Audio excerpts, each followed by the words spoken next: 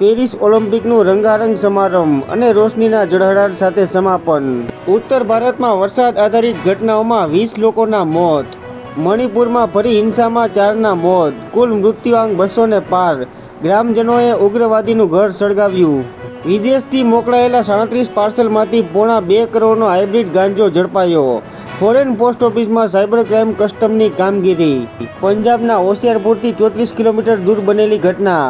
પંજાબમાં વાહન પાણીમાં ડૂબી જતા 9ના મોત, 2 લાપતા। કોંગ્રેસની ન્યાય યાત્રા રાજકોટમાં, ભાજપ તંત્ર પર આકરા પ્રહારો। ટીઆરપી કાંડમાં ફાસ્ટ ટ્રેક કોર્ટ, સીબીઆઈ તપાસ અથવા તટસ્થ અફસરોની સીટની માંગ।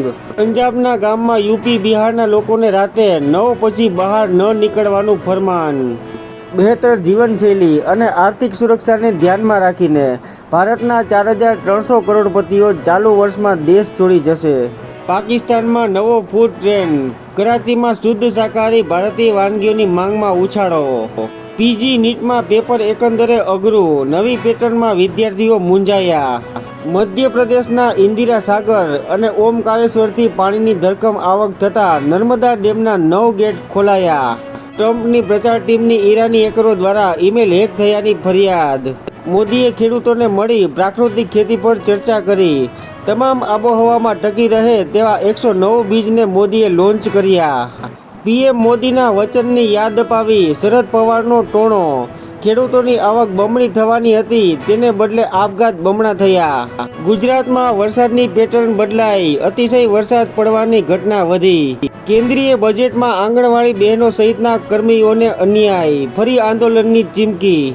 મુંબઈના નાગપુરમાં મેફેડ્રોન ફેક્ટરી પકડાઈ, 78 કરોડનો જથ્થો જપ્ત।